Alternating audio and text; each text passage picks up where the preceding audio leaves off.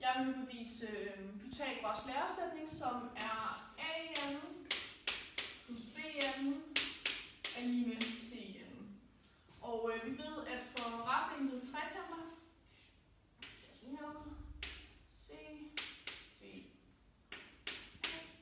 lille a, lille c, lille b, at der gælder det, at hvis man skal finde arealet af en retvinklet trekant, så gælder det, at 0,5, altså en halv, gange med højde, gange med grundlinje, altså så finder man arealet. Men i det her tilfælde, der har vi 4 af de retvinklede trekanter herover, så derfor så kan vi bare sige 4 gange med 0,5, hvor h det svarer til vores AB, AB, AB, AB, hvor det svarer til vores højde i vores retvinklede trekant, og B det svarer til grundlinjen, så derfor skal vi bare sige 4 gange 0,5 gange med A gange med B. Og det bliver så 2AB. Og det gemmer vi lige til senere, for det skal vi lige bruge. Og så ved vi, at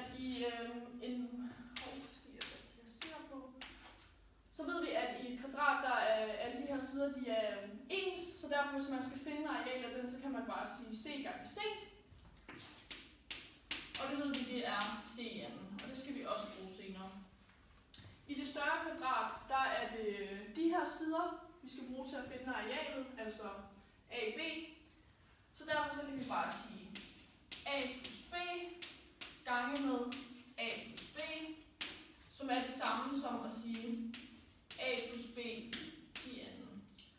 Og det gemmer vi også lidt til senere, det skal vi også bruge. I en retvinklet trekant, der er den rette vinkel 90 grader.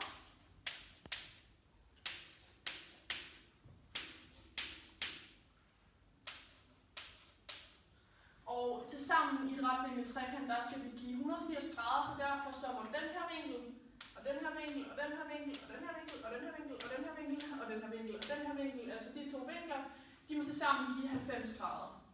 Og det må de der også, de må også give 90 grader og så videre. Og så ved vi, at fra her til her, der må det nødvendigvis være 180 grader. Yes.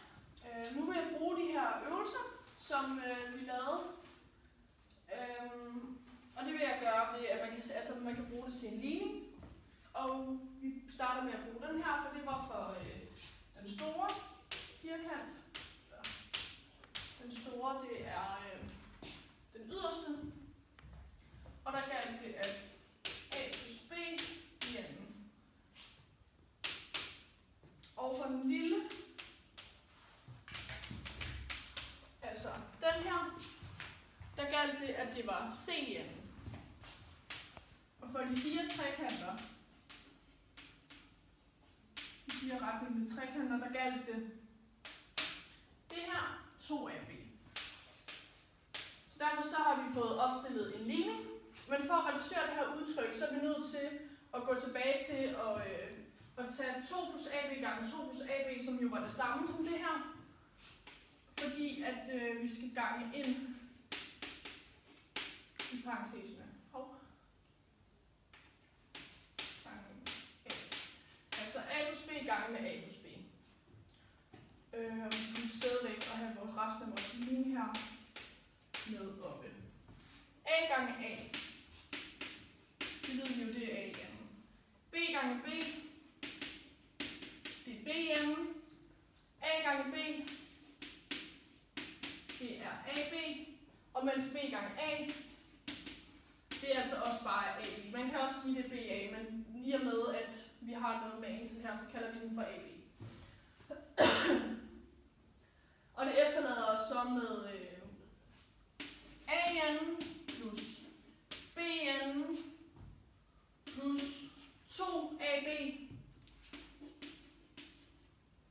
er lige med. Så tager vi igen resten af vores ligning heroppe, som er CN plus 2AB. Og vi kan så se, at på begge sider af lighedstegnet, der er der 2AB, så derfor så kan de bare ud med hinanden.